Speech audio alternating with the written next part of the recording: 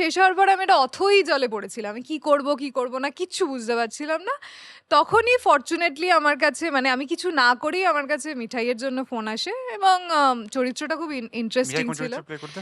মিঠাইতে আমি বসুন্ধরা বলে একজন পুলিশ ইন্সপেক্টরের চরিত্রে অভিনয় করতাম, যেই এবং মিঠাই ভীষণ পপুলার একটা প্রচন্ড সিরিয়াল। পপুলার, হ্যাঁ, লাস্ট বোধহয় হ্যাঁ, কোভিডের পর সবথেকে জনপ্রিয় সবথেকে জনপ্রিয় জনপ্রিয় সিরিয়াল। সিরিয়াল, এবং খুব ভালো, মানে মিঠাইয়ের টিম এত ভালো, শুধু কাস্টে মানে যারা অভিনয় করতো তারা তো প্রচন্ডই ভালো, সৌরভ দা, ধ্রুব দা, এবং প্রতিজন প্রত্যেক, তারপরে সৌমিত্রিষা, ফেমাস, সৌমিত্রিষা আদ্রিজা, সিনেমা শুরু হ্যাঁ করে হ্যাঁ দিলেন। হ্যাঁ, ওরা সবাই খুবই ট্যালেন্টেড। এবং যা আমাদের যিনি ডিরেক্টর ছিলেন রাজেন দা, উনি মানে কি বলবো, মানে মানুষকে হাতে ধরে ধরে শেখাতেন। মানে আমি প্রথমে একটা সিরিয়াল করার পর মিঠাইতে গেছি, অত ভালো একটা কাস্টিং, অত ভালো বড় বড় স্টারদের সাথে কাজ করছি, আমি নার্ভাসই ছিলাম, কিন্তু কোথাও গিয়ে মনে হয়নি, মানে রাজেন দাস খুব ধরে ধরে বুঝিয়ে দিতেন।